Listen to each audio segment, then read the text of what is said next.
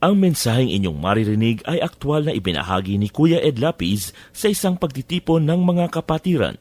Para sa iba pa niyang recorded messages, magsadya o sumulat sa Day by Day Center, Bulwagan ng Panginoon, Folk Arts Theater, CCP Complex, Rojas Boulevard, Pasay City. O kaya'y tumawag o mag-text sa 0917-549-2624. Padalas na nadidinig ngayon sa bukang bibig na maraming tao, lalo na mga may asawa, the words separation, annulment, divorce. Kaya napakarami din lagi nadidinig natin, topics about broken marriages, broken homes, broken children, broken lives. Ano ang matututunan mula sa Biblia tungkol sa mga bagay na ito? Marriage is for togetherness. Yan ang pag-aaral natin at nawakasihan tayo ng Espiritu ng Diyos. Ama namin, salamat sapagkat maaari kaming sumangguni sa iyo. Sa inyo pong mga karunungan na magiging gabay at liwanag ng buhay ng bawat isa. Turuan niyo kami, Lord, yung mga may asawa, mag-aasawa pa lang, nahiwalay, mga walang asawa. Turuan niyo kami kung ano ang mga mabubuting gawin sa ganitong mga issues ng buhay namin. And now, Lord, as we approach your throne of power and grace, we ask you to cleanse us, forgive us, enable us to hear you. Be our teacher and preacher.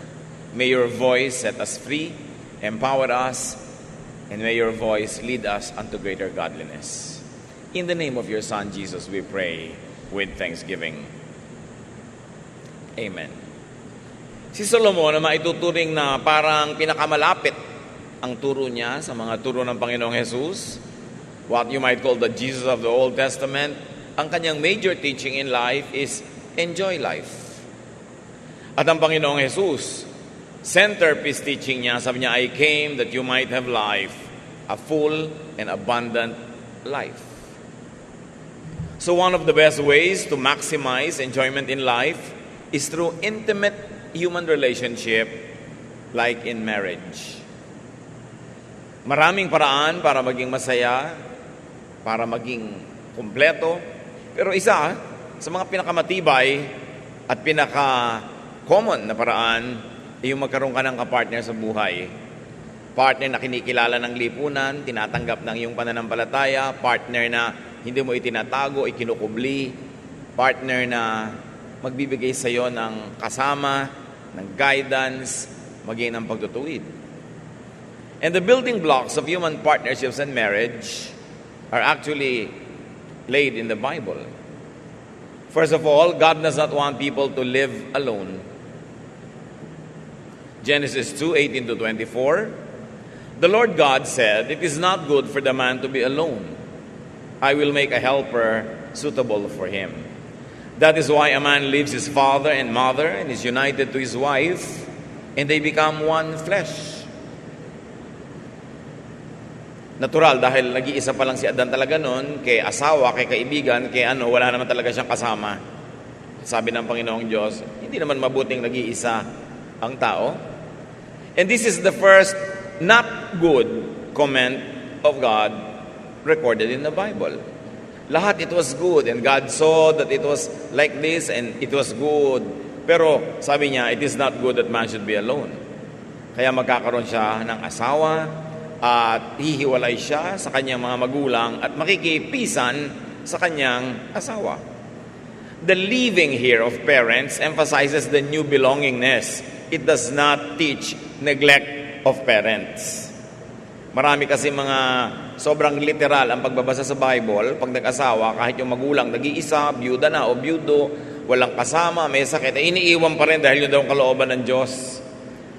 That is not the teaching. The teaching only emphasizes that from being attached primarily to parents, the married person becomes attached primarily to the spouse, but it doesn't mean that you detach from your parents. Para lang malinaw kung sino talaga ang kapartner mo sa buhay, kung sakaling dumarating yung panahon na lumalabo at hindi nalilinawan yon, dahil ginugulo talaga ng mga taong concerned dahil gusto nilang manggulo sa relasyon yung mag-asawa. God wants people to have partners. Ecclesiastes 4:9-11, two are better than one, because they have a good reward for their toil. For if they fail, one will lift up the other. But woe to one who is alone and falls and does not have another to help. Again, if two lie together, they keep warm. But how can one keep warm alone? Mas mainam daw may kasama. Kung natumba kami, magbangon man lang sa'yo. Merong aakay sa'yo kung kailangan mo. At kung sobrang ginaw na nararanasan sa maraming bansa, hindi sa atin, na mainam naman daw na meron kang katabi. Dahil ang body heat ng katabi mo ay makakatulong para hindi ka maging yelo, hindi ka manigas sa lamig. In other words, maraming practical purposes and maraming practical advantages na may kasama sa buhay. To strengthen togetherness, God designed desire between partners. Hindi masama ang pagnanais, pagnanasa na makasama ang iyong asawa. Genesis 3:16, to the woman, he said, your desire will be for your husband. So hahanap-hanapin mo ang iyong asawa, iibig-ibigin mong siya makatabi, makapiling, makaisa, but not to blossom for anyone else's husband, and definitely not to blossom for anyone who is not her husband. Malinaw, magnanasa ka, hahanap-hanapin mo ang iyong sariling asawa. Hindi asawa ng iba, o hindi naman yung hindi mo naman asawa. Desire is God-given.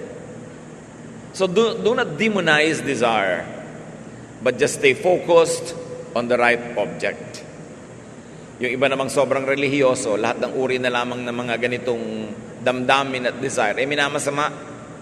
Basta nakatuon sa tamang object, it is sacred, it is God-given. Isineselebrate nga ang ganyang desire, yung ganyang love sa Song of Solomon. In fact, in chapter 2, 4-7, we have an example. You led me to your banquet room and showered me with love. Refresh and strengthen me with raisins and apples. I am hungry for love. Put your left arm under my head and embrace me with your right arm. Young women of Jerusalem, promise me by the power of deer and gazelles, never to awaken love before it is ready. Ang mga pag-uulat at ang mga nakasulat sa Song of Solomon, sometimes called Song of Songs, ito tungkol sa celebration of physical love between a couple. And it is never malicious, it is never bad, because God designed our human bodies, and God designed that there should be desire, but that desire must have a correct object.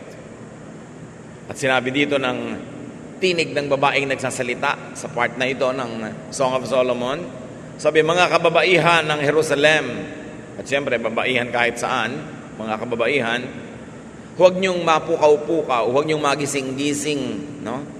Ang pag-ibig, ang pagnanasa, bago kayo maging tunay na handa. Disastrous. Pag ang aga-aga pa, gising na yung desire mo. Once awakened, love or desire is to be satisfied by the partner. That is the godly design. Love and desire must be watched over, managed, and controlled. Kung hindi, magkakagulo ang mundo. Pagka ang desire mo ay hindi naman for your own spouse, for your own partner, ano mangyayari? Mang-aagaw ka ng partner ng may partner, pagtataksilan mo ang partner mo dahil may desire ka sa iba, magkakagulo-gulo. That is why premarital sex is forbidden in Scripture. Because you should not awaken desire before you are ready. And what does readiness mean? that you have your own lawfully wedded spouse. Kabata-bata mo, wala ka pang tunay na asawang sa'yo, gigisingin mo na ang lahat ng iyong damdamin. Pag naman nagising na yan, ayaw na niya matulog hanggang mamatay ka. So anong mangyayari? Mababalisa ka, mag-ahanap kung saan-saan. And when there is no legitimate partner, it seeks enjoyment from just anyone. And the result is social chaos. Pero huwag nating mamasamain yung desire. Meron siyang tamang lugar. Sa mga mayroon ng mga asawa, meron kayong partner, kinikilala nyo, kinikilala kayo, kinikilala ng mga nasa paligid sa inyo, walang gulo kung sino talaga, alam ng lahat ito ang inyong partner, be and stay desirable to your spouse. Kaya kumisan may wisdom yung mga duot ng mga Arabong babae, yung burka o yung abaya, nakasuklob ang isang pagkalaki-laking itim na tela sa katawan ng babae at sa bahay lang niya, sa piling ng kanyang asawa, hinuhubad yon dahil hindi naman niya pinapakita ang mga iba't ibang bahagi ng kanyang katawan sa ibang lalaki. Kung mag-desire lang sa kanya, hindi naman niya asawa, ano mangyayari? Hindi nagkagulo. May wisdom din yon. Minsan lang nga, extreme yung paggamit. Anong mapapala mo na ipaghalandakan mo sa buong barangay ang ibang bahagi ng iyong katawan, pag nasaan ka ng lahat, habol-habulin, pagkatapos, hindi ka naman asawa nila. So, ano magiging mangyayari sa'yo? Magiging asawa ka ng bayan. O sasabikin mo ang lahat, pagkatapos hindi mo naman sila i-accommodate hanggang sila magkaulul-ulul at mabaliw-baliw sa pagnanasa sa'yo, magulo. Kaya itinuturo sa scripture, igalang ang katawan, huwag masyado yan ipakita kung kani-kanino na hindi mo naman asawa. Kasi magulo ang magiging bunga niyan. Bilang paggalang din ng babae sa kanyang asawang lalaki, at ganoon din naman ng lalaki sa kanyang asawang babae, hindi niya ipinasisilip, ipinapakita kung kani-kanino ang mga bahagi ng kanyang katawan, lalo ang mga masiselan. Kasi what's the point in arousing people when you're not going to bed with them anyway because they are not your spouse?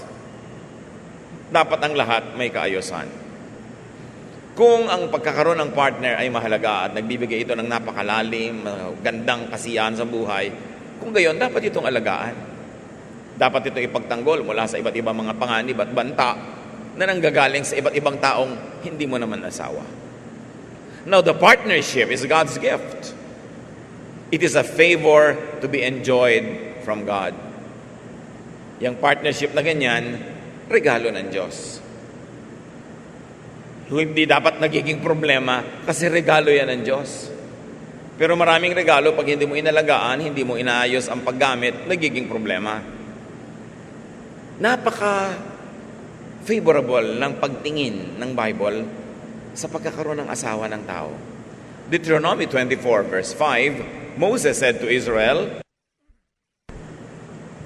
"If a man and a woman have been married less than 1 year, he must not be sent off to war or sent away to do forced labor. He must be allowed to stay home for a year and be happy with his wife." Alam niyo mga lalaki noong unang panahon, pag tinawag ka patungo sa giyera, drop everything, fight for your country. At pagka may project ang gobyerno, ang hari, hiningan ka ng forced labor, trabahong walang bayad, kahit malayo yung job site, punta ka. Pero sabi ni Moses, exempted ang mga lalaking bagong kasal. 1 taon ang pulot gata. 1 year ang honeymoon. Hindi sila isasali sa mga giyera at hindi sila isasali sa forced labor. Such importance was attached to marital bliss by the ancient Israelites, not to mention the importance they give to procreation because of the population-hungry Jews. Lagi nila gustong dumami dahil lagi sila nakikipaggera.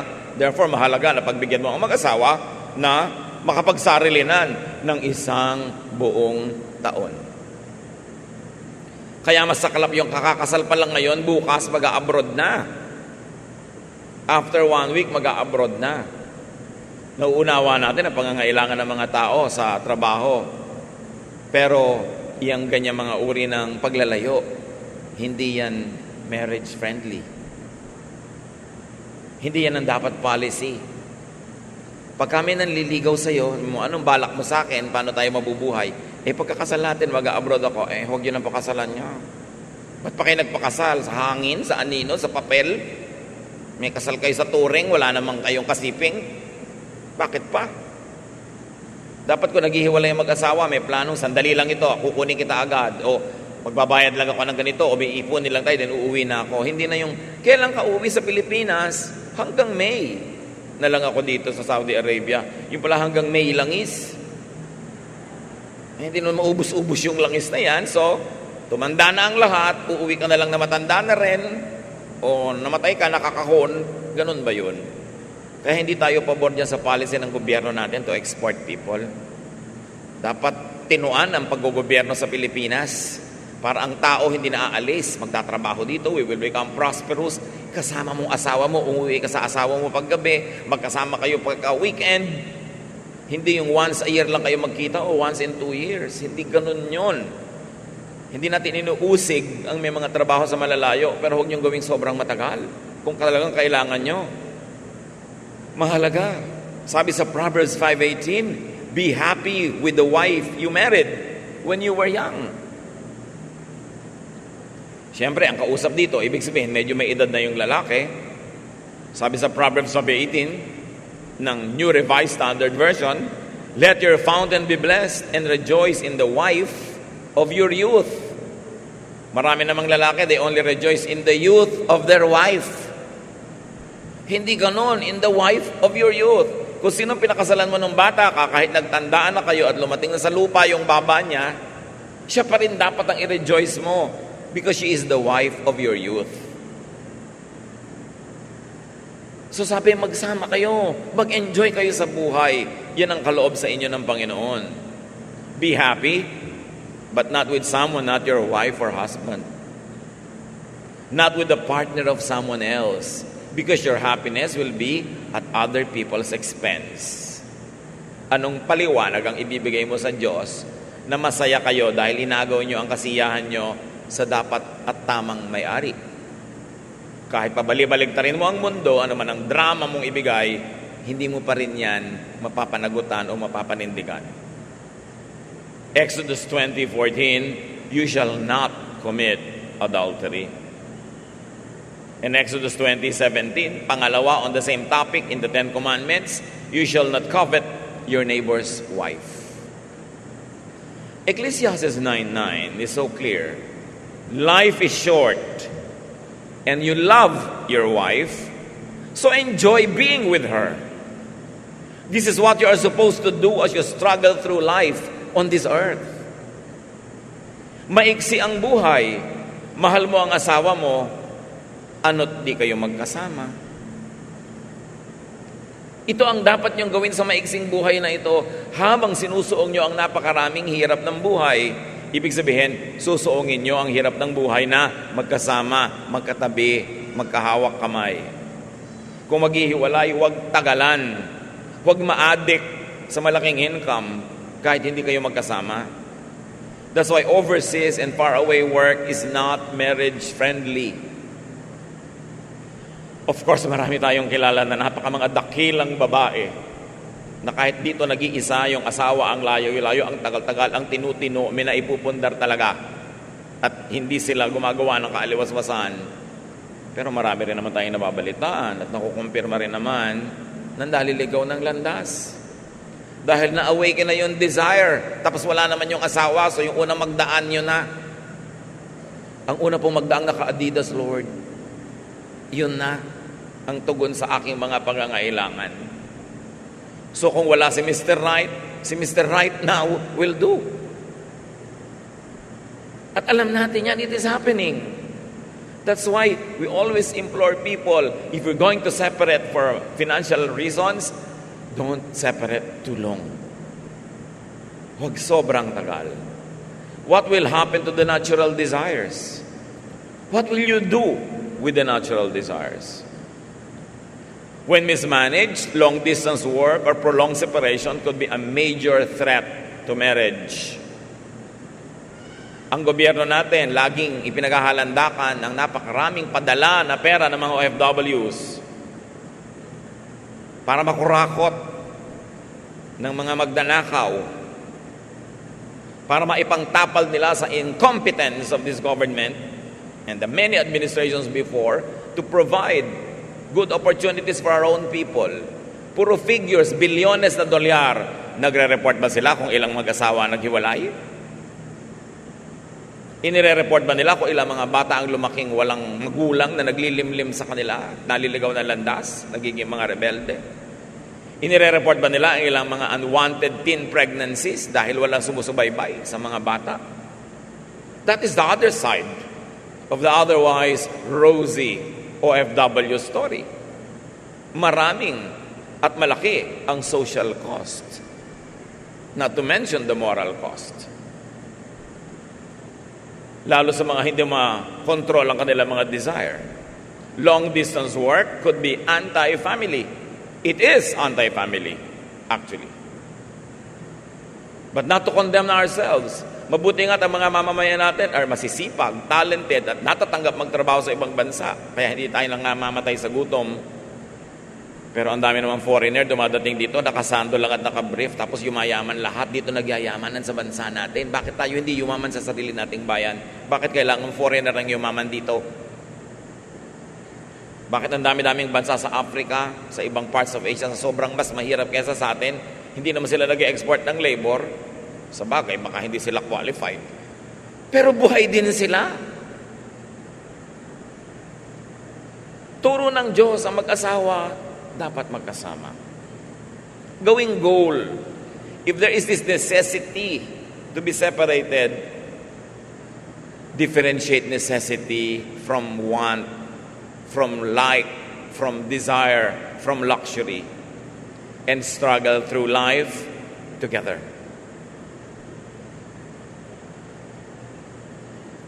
Kung may haharapin, susuungin na hirap sa buhay, kailangan magkasama.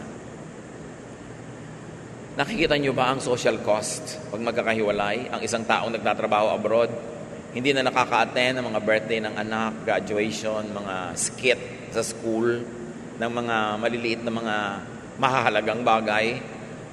Sandali na lang umuuwi. So pag nagbabakasyon, pag nakakita masama ang asal ng mga anak na hindi maituwid, hindi mapagalitan dahil malayo na nga loob sa kanya, di lalong lalayo pa. So anong gagawin ng magulang? Susuhulan ng anak, ibibili ng ganito, ibibili ng ganon para mahulog ang loob. Ang nangyayari, ang tingin lang ng mga bata sa magulang, provider of material things, lugi, yung ang tagal-tagal na nasa abroad, bag isang lalaki naglalaban ng mamalansya na may malengke, nagluluto, nagliligpit, mag-isa, 20 taon, 30 taon, tapos pag uwi mo, malalayo loob sa'yo ng mga anak mo, at baka nawala pa yung asawa mo. Anong uuwian mo? Isang bunggalong nakasangla pa kung hindi na ibenta. Hindi naman lahat ganun ang kwento. Pero maraming ganun. Iwasan natin yan. Try to see what you can do na magkasama. Hindi dapat first choice ang maglayo agad. Yun dapat ang last choice. Proverbs 18:22, a man's greatest treasure is his wife. She is a gift from the Lord. Yung kasama nyo ang wife nyo, tingnan nyo nga. Hindi ba talagang treasure? Not money, not big income earned away from her. Or reverse it, from your husband, if the wife is the one who is away. Proverbs 18:22 ng New Revised Standard Version. He who finds a wife finds a good thing and obtains favor from the Lord. Proverbs 19:14, you may inherit all you own from your parents, but a sensible wife is a gift from the Lord. Pwedeng ang dami mong manahin sa magulang mo, mabuti. Pero yung matinong asawa, regalo yan ng Panginoon. Dapat pahalagahan. So put premium value to your spouse, be it husband or wife. The partnership should be spent in togetherness. Mayroong text, I love you. I love you pala, bakit wala ka rito sa tabi ko? Dapat gumagawa tayo ng paraan para hindi itinetext, kundi ibinubulong mo sa tenga ko na nararamdaman ko pa yung mainit mong hininga habang ibinubulong-bulong mong I love you. Ganun ang gusto kong mangyari. At dapat yun ang goal. Separation should be avoided, and if inevitable for a while, minimized. Paiksiin. 1 Corinthians 9:4-5, sabi ni Paul, "Do we not have the right to our food and drink? Do we not have the right to be accompanied by a believing wife, as do the other apostles and the brothers of the Lord and Cephas?" Wala ba kaming karapatan na sa aming mga pagmimisyon, pagpupunta doon at dito ay magsama ng asawa? Kasi ang context nito, sila Pedro at yung mga ibang mga disciples, pag nag-mission sila, kasama nila kanilang asawa at supported yon ng church. So sabi ni Paul, hindi rin ba ako entitled dyan?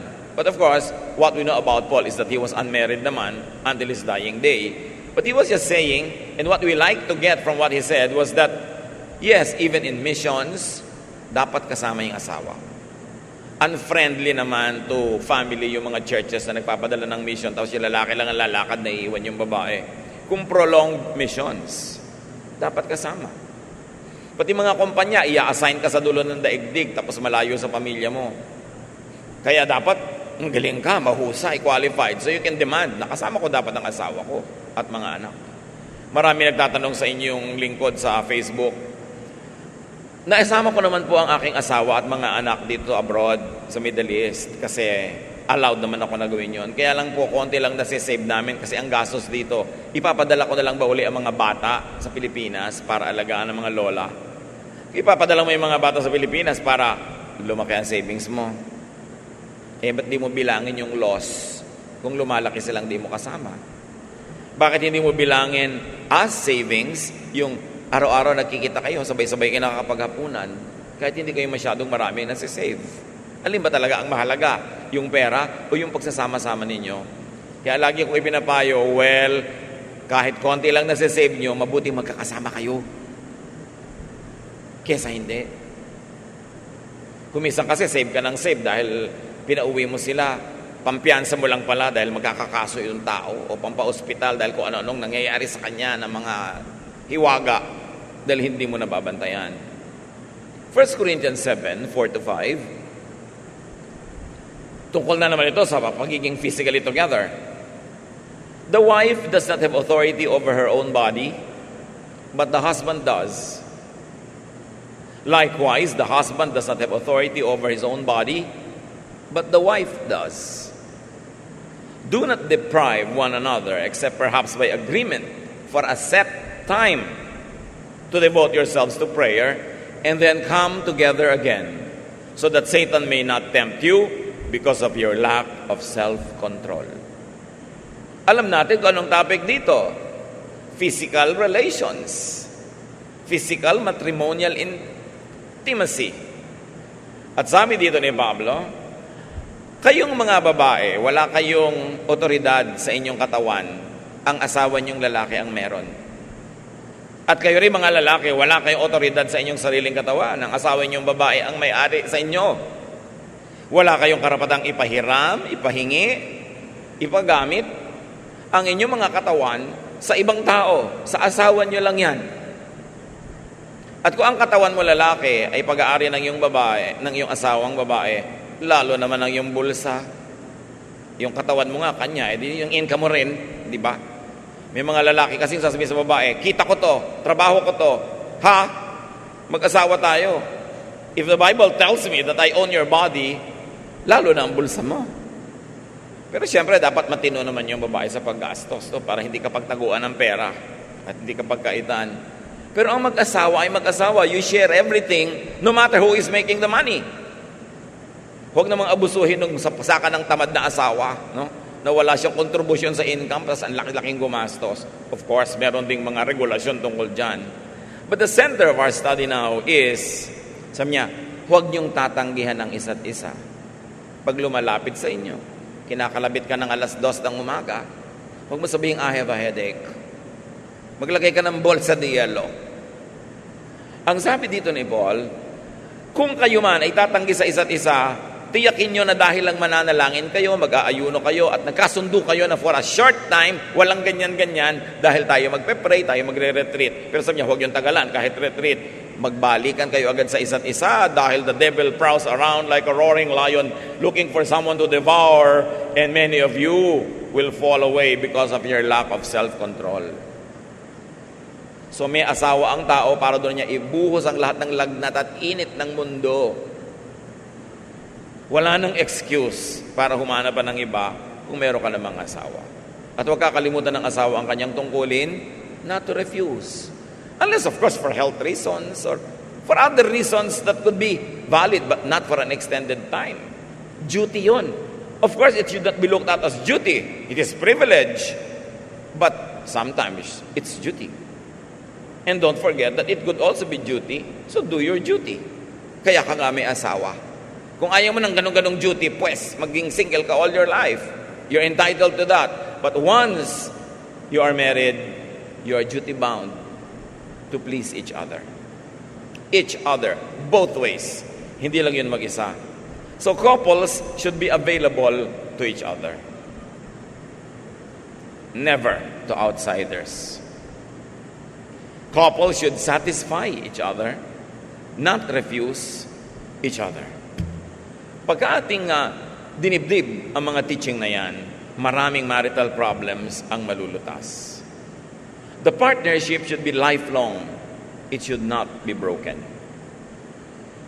Assurance of lifelong commitment inspires both partners to give their best to the partnership. Pag alam mong panghabang buhay ito, ibibigay mo na yung lahat-lahat. Kaya ulitin natin ang Matthew 19:5-6. Jesus said, "A man will leave his father and mother and be united to his wife, and the two will become one flesh. So they are no longer two, but one flesh. Therefore, what God has joined together, let no one separate." Nothing should separate a couple. Or let's add, no one, no other people, including themselves. Not distance, not ideology, not work, not in-laws. Napakaraming mga dumadaing. Ang asawa nila abroad, eto sila, naiwan dito. Ang biyanan walang ginawa kundi siraan si manugang doon sa asawa abroad. Tapos ang hinala ng manugang, gusto kasi niya ang biyanan, sa kanya mapunta ang remittance. Kuminsan naman talagang yung asawa, sobrang daming himalang ginagawa. Nagsusumbong na tuloy yung mga magulang nitong nasa abroad kasi naaawa sila. Dahil nawawaldas ang kita. Sino man ang guilty, yun ang dapat magbagong loob. Pero hindi dapat paghiwalayin. Because God hates divorce. Yung God hates divorce na yan, very misunderstood. Sobrang misunderstood, therefore, misleading. Malachi 2:16, "I hate divorce, says the Lord God of Israel, and I hate a man's covering himself with violence as well as with his garment, says the Lord Almighty." So, kinamumuhian daw ng Diyos ang divorce. Pagkatapos sabi niya, kinamumuhian daw niya ang pagbibihis ng isang lalaki ng violence na parang ito ang kanyang damit. In other words, violence is associated with divorce. Malachi 2:16 is further understood when you read the contemporary English version. "The Lord God, all-powerful of Israel, hates anyone who is cruel enough to divorce his wife. So take care never to be unfaithful." So here, it is not divorce itself that is hated by God, but God hates men who use their power as men to divorce their wives and put them to a great disadvantage. Nung araw kasi, lalo sa Israel, ang divorce, lalaki lang ang nag-i-initiate. At ang lalaki, sabihin lang sa'yo, ayoko na sa'yo, divorce na kayo. Kahit sa maraming ancient religions sa Middle East, 3 beses lang sabihin ng lalaki sa asawa, ayoko na sa'yo, ayoko na sa'yo, ayoko na sa'yo. Wala na, tapos na ang kasal. At ginagamit ng mga lalaki ang issue na ito ng divorce, yung power. Halimbawa, may nagustuhan sila ibang babae. I-divorce nila yung asawa nila ngayon. Papakasalan nila yung babaeng yun para ma-enjoy nila itong babaeng ito ng ilang araw. Tapos i-divorce nila uli. Pwede nilang balikan yung asawa nila o pumuha na sila iba-iba. This is the divorce that God hates. A kind of divorce that is capricious, that is one way, it benefits only the men, and it puts so many men, so many women in horrible situations. They get disempowered. they get disinherited, then they become single, and then there's the stigma of society na sila ay divorcee, and therefore, tatanda na lang sila na wala na sila kasama sa buhay dahil inaabuso sila ng kanilang mga husbands. This is the context of the God hates divorce thing. It's a very pro-weak teaching. Ayaw ng Panginoon na merong naabusong tao dahil may makapangyarihan na ibinigay sa kanya ng lipunan yung kapangyarihan na yon, tapos gagamitin niya selfishly. God hates divorce because and when it is cruel to the woman or to the weak party. If you're going to stretch the application to present-day realities. Hindi naman laging babae ngayon yung weak, kuminsan yung lalaki. So sino man ang makapangyarihan at gagamitin yung kapangyarihan na yon para hiwalayan yung kanyang asawa, dahil lang gusto niya o meron siya ibang naiibigan, yun ang divorce na ayon ng Panginoon. This is what the Old Testament divorce was all about. Because Old Testament divorce was only pro-men. It was usually capricious and oppressive. Kaya sabi niya, I hate anyone who is cruel enough to divorce his wife. Never to be unfaithful, sabi, us to be cruel. God wanted to save women, the weak, from marital oppression. Now, question is this. What if it is the divorce that would save the weak from marital abuse, oppression, and violence? Kaya ayaw ng Panginoon ng divorce kasi may naapi, may nakakawawa, may nadi-disempower. Paano kung inaapi ka, kinakawawa, sinasaktan, inuuwian ng sari-saring venereal disease, inaabuso? Will God still hate divorce if you wanted a divorce? When it is the divorce now that will be the tool to free you from oppression, from being disempowered, that is a very interesting study. Kasi yung mga ibang mahilig dun sa God hates divorce, magpapakounsel ka sa isang Christian counselor, may tatak na ng plancha yung mukha mo dahil pinlansya ka ng asawa mo, naputol na isang kamay mo dahil tinaga niya, pinapaso-paso ka ng sigarilyo, ang dami-dami mong venereal disease dahil sobrang pambababae niya, tapos hihingi ka ng divorce, sasabihin sa iyo ng counselor, God hates divorce, don't do it. Parang mali ang application. God hates divorce that oppresses the innocent. What if it is the divorce that will set the innocent free from such oppression? Will God still hate it? Think about it. Napakahalaga. Because misreading leads to misinterpretation, to misapplication, and to oppressive religion. Misreading leads to misleading. Malakay 2:14-16 sa pagpapatuloy ng issue ng divorce. And why isn't God pleased with divorce? It's because He knows that each of you men has been unfaithful to the wife you married when you were young. You promised that she would be your partner, but now you have broken that promise. Now you are wanting a divorce. Didn't God create you to become like one person with your wife? And why did He do this?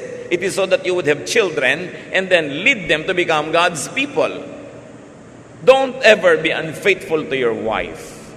The Lord God, all-powerful of Israel, hates anyone who is cruel enough to divorce his wife. So take care never to be unfaithful.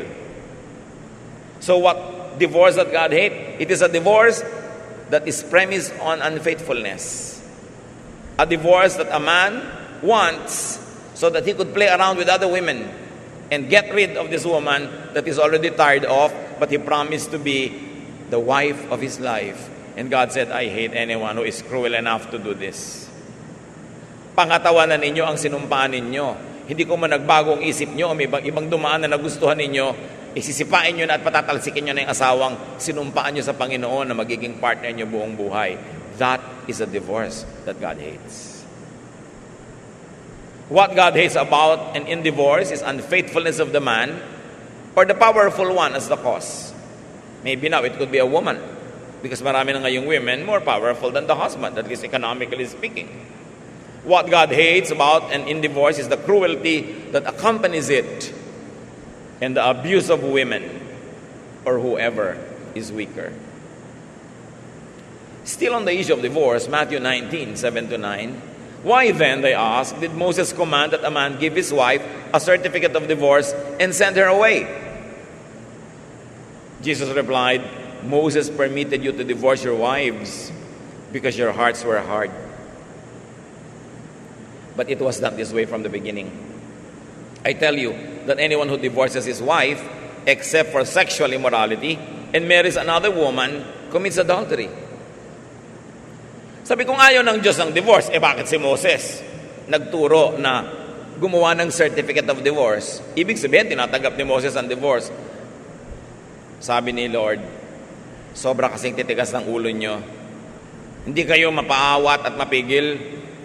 Kaya niregulate na lang ni Moses.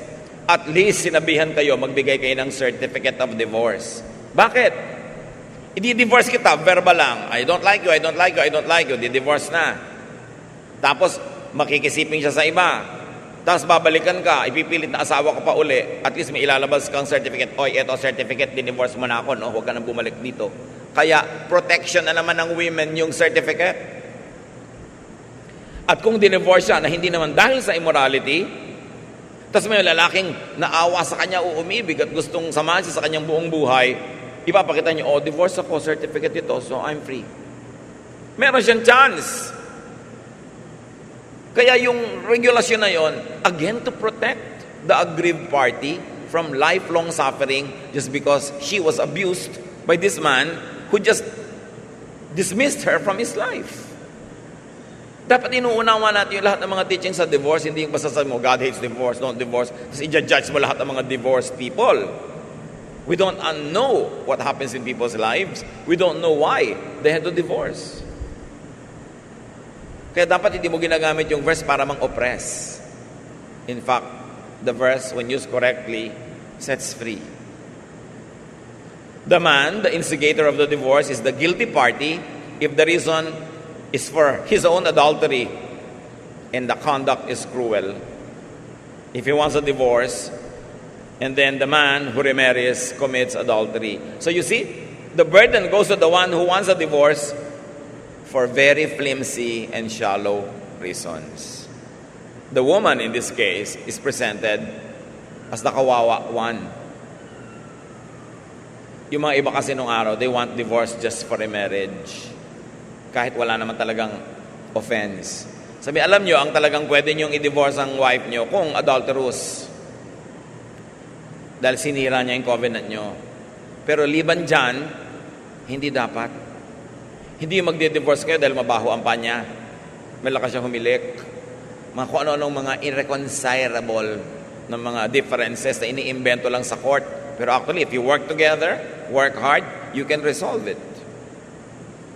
Matthew 19:9, I say that if your wife has not committed some terrible sexual sin, you must not divorce her to marry someone else. If you do, you are unfaithful. So, laging lumilinaw kung ano ibig sabihin nung God hates divorce. Si Paul, sabi niya sa 1 Corinthians 7:10, to the married I give this command. And then inilinaw niya, not I, but the Lord, a wife must not separate from her husband. Again, ano na naman ang reason? You must not separate from your husband dahil gusto mo lang sumama sa iba. Pero kung siya ay guilty of adultery, naging unfaithful siya sa iyo ganon, then you have grounds because adultery is a ground for separation. Pero hihiwalay ka dahil lang may iba ka nagustuhan, sabi niya, you must never do that. It is important. Separation for selfish reasons is what God hates. But the separation is the one that will set you free from oppression, from a horrible, terrible, nightmarish life. Do you think God will condemn you? God is good. God is kind.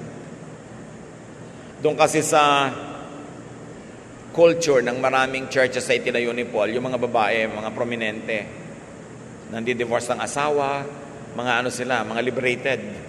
Kaya, sinasabi ni Paul, ino-order ko sa lahat ng mga churches, 1 Corinthians 14:33-34, for God is not a God of disorder, but of peace. As in all the churches of the saints, women should be silent in the churches, for they are not permitted to speak, but should be subordinate. Ngayon, ginagamit ng marami itong verse para pagbawalan lahat ng babae ngayong modern times na mag-preach, mag-teach, mag-lead. Remember, nung sinabi ni Paul that in all the churches of the saints, what he had in mind were the Corinthian churches, the churches in the Greco-Roman world that he founded and he administered. And the women in those cities, in those places, were very aggressive sometimes. And they were the ones leading mga divorce proceedings, and they are the ones usurping authority from people, kaya sila binawalan. But it was not meant to be a pagbabawal in all places, at all times, forever and ever. May specific recipient, may specific context, yung command.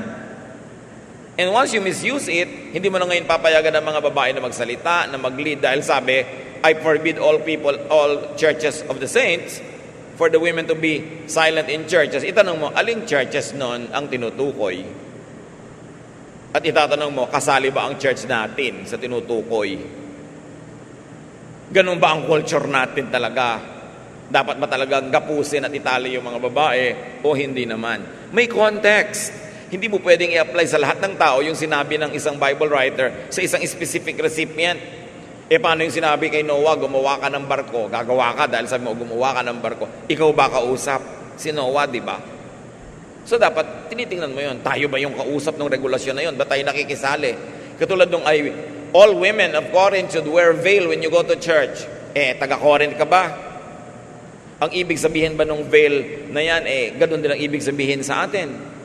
Sabi niya, all women should wear long hair. Kasi ang prostitutes noon sa Corinth, short ang hair. So sabi ni Paul, wear long hair. Ngayon, kung hindi naman ibig sabihin sa culture mo ng short hair, prostitute ka, required ka bang ganun? Dapat pinag-aaralan yung verse para hindi ka apply ng apply, nagiging oppressive tuloy. Remember, misreading leads to misleading. It is important to have a scholarly discourse before any verse is applied in people's lives. Now, partnership should be clear, exclusive, committed, and honorable. Clear attachment. Matthew 19:5-6, a man will leave his father and mother and be united to his wife, and the two will become one flesh. So they are no longer two, but one flesh. So clear yung attachment. Ang kapartner mo, yung asawa mo. Mahal mo yung nanay mo, mahal mo yung tatay mo, mahal mo yung mga kapatid mo, pero ang kapartner mo sa buhay, yung asawa mo, huwag ka malito. Not even your children. It's your spouse. Ganun ang pagpapahalagaan ng Bible sa asawa. Hebrews 13:4, have respect for marriage. Always be faithful to your partner, because God will punish anyone who is immoral or unfaithful in marriage. So respect your marriage and respect the marriage of other people. Huwag kang makigulo at makisali sa partnership ng mag-asawahan na hindi ka naman kasali. Proverbs 30:18-19, there are 3 or 4 things I cannot understand. How eagles fly so high, or how snakes crawl on rocks, how ships sail the ocean, or how people fall in love. Mahiwaga daw talaga yan. But people fall in love, stay in love, but keep the love exclusive. Stay together as long as and whenever you could. Respect your spouse. Be nice to your spouse. Give to and forgive your spouse. Be faithful to your spouse. And grow together with your spouse. Mahirap yung you grow apart. Nagkakaiba ng mundo nyo, magkaiba na kayo mag-isip. Ang kasunod nun, hiwalayan. And enjoy life with your spouse. Paano yung mga hindi nabiyayaan ng asawa, walang partner dahil walang available o dahil hindi pwede or for whatever reason? We should all be sensitive to those who don't have their own spouses. We should be kind and supportive of them. At yung mga walang asawa, hindi na makakaasawa pa o gustong-gusto pero wala naman, draw inspiration from Paul and other people in the Bible who are unmarried but nevertheless accomplished great things for the Lord and had full, meaningful lives. But if you are gifted by the Lord with a spouse, cherish your spouse. Hindi siya perfect. At kung perfect siya, hindi ka bagay sa kanya. So pasalamat ka, hindi siya perfect. Pareho lang kayo. Pahalagahan niyo inyong mga asawa. Laging patawarin. Suportahan. Unawain. May kanya-kanya rin mga pangangailangan. At tandaan ninyo, ipaglaban ninyo ito na tagalan, habaan ng pagsasama, paiksiin ang mga oras na hindi kayo magkasama. Panginoong Diyos, pagpalain mo po ang lahat ng mga meron ng binigay niyong kapartner sa buhay, na maging maganda, maayos, matiwasay, masagana ang kanilang mga buhay ng magkasama. At sa mga wala naman, Panginoon, na ganitong uri ng biyaya na na-enjoy, teach everyone else to be supportive and to be kind and understanding. At nawa, Panginoon, ang lahat makakita ng kasiyahan, kahulugan, at pagpapala mula sa inyo.